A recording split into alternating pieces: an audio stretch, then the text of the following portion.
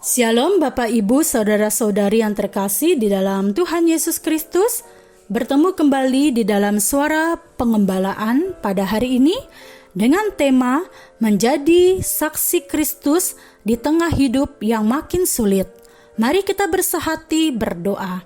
Bapa di dalam kerajaan surga, kami bersyukur untuk hari yang masih Kau anugerahkan bagi setiap kami. Kami merindukan kebenaran firman-Mu, biarlah menegur, menguatkan, bahkan memberikan kepada setiap kami pertolongan untuk kami dapat hidup serupa dengan Engkau. Mari, mampukan kami juga di dalam kami melakukan kebenaran firman-Mu. Hanya di dalam satu nama Tuhan kami, Yesus Kristus, kami telah berdoa. Amin.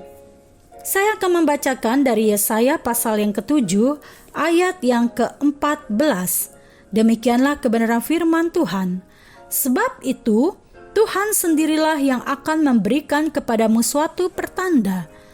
Sesungguhnya, seorang perempuan muda mengandung dan akan melahirkan seorang anak laki-laki, dan ia akan menamakan dia Immanuel.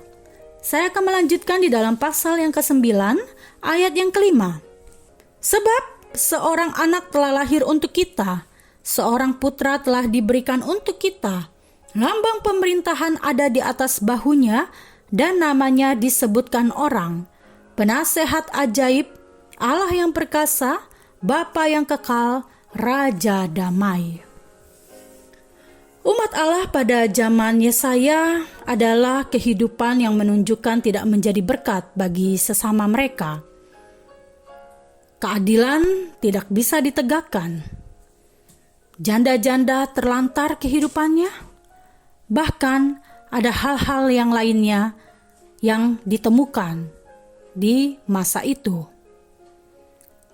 Dalam kondisi yang demikian, Tuhan menampilkan Nabi Yesaya dan ada janji yang diberikan, yaitu ada pribadi yang diutus. Dia adalah Mesias yang dinanti-nantikan bangsa Israel. Apa saja tugas dari Raja Damai atau Mesias yang dijanjikan? Yang pertama adalah penasehat ajaib. Yang kedua, Allah yang perkasa. Yang ketiga, Bapa yang kekal. Yang keempat, Raja Damai. Janji ini sungguh digenapi dengan kehadiran Yesus. Kelahiran Yesus menjadi sukacita yang besar karena Tuhan Yesus menjadi juru selamat. Tuhan Yesus hadir membawa pengharapan, bahkan Tuhan Yesus hadir untuk manusia yang penuh dengan keberdosaan. Di dalam menjalani hari-hari ini, kita bersyukur karena kita memiliki Yesus di dalam kehidupan kita. Kalau Tuhan Yesus sudah hadir untuk setiap kita yang tidak layak ini, maka kita mau menunjukkan kehidupan yang menjadi saksi Kristus di tengah hidup yang makin sulit. Tentu saja untuk menjadi saksi Kristus tidak mudah. Karena menjadi saksi Kristus ada unsur-unsur dari sebuah kesaksian pribadi yang efektif, sehingga orang lain bisa melihat itu di dalam diri kita. Kita bisa menunjukkan kehidupan seperti apa hidup sebelum menerima Kristus. Tentu saja ketika kita menunjukkan kehidupan itu, ketika kita belum menerima Kristus, adalah kehidupan yang tidak berkenan di hadapan Tuhan. Tetapi menjadi saksi Kristus, hal inilah yang akan kita tunjukkan kepada dunia yang penuh dengan kegelapan. Bagaimana sebenarnya secara pribadi kita bertemu dan menerima Yesus sebagai satu-satunya juru selamat di dalam kehidupan kita. Setelah kita bertemu dan menerima Kristus, maka kehidupan yang masih berjalan ini, kita juga adalah orang-orang yang patut menyaksikan Kristus di tengah dunia ini dengan seperti apa hidup saja sejak menerima Kristus. Maka hal ini juga berdampak di dalam kita meresponi setiap pergumulan permasalahan yang tidak mudah di dalam kehidupan kita.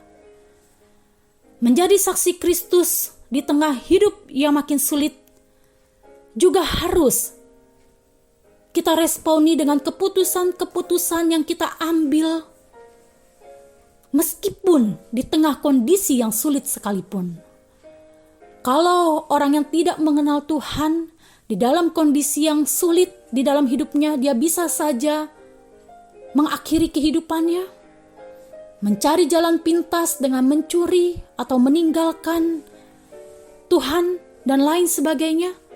Tetapi kita tidak mau meresponinya dengan itu, melainkan kita mau tetap bergantung dan berharap kepada Tuhan. Selain itu, kita juga mau belajar untuk bersyukur. Karena ketika kita bersyukur, kita akan bisa melihat kebesaran kuasa Tuhan yang terus nyata di dalam kehidupan kita. Mari kita tetap mau menjadi saksi Kristus di tengah kehidupan yang makin sulit sekalipun. Kita berdoa. Bapa di dalam kerajaan surga, kami tahu bahwa ada banyak dampak dari COVID-19 ini. Kehidupan yang sungguh bergejolak tentang ekonomi, kesehatan, dan lain sebagainya. Tetapi kami tidak mau terperangkap di dalam hal-hal yang sulit itu sehingga kami terlena. Tetapi kami tetap mau memandang kepada Engkau, meresponi dengan hati yang terus mau penuh bergantung, berharap, dan mengucap syukur. Sehingga ketika kami meresponi keadaan yang paling sulit pun di dalam kehidupan kami, orang lain akan bisa melihat bagaimana Kristus tetap dimuliakan atas hidup kami. Tolonglah kami. Hanya di dalam satu nama Tuhan kami Yesus Kristus, kami telah berdoa. Amin.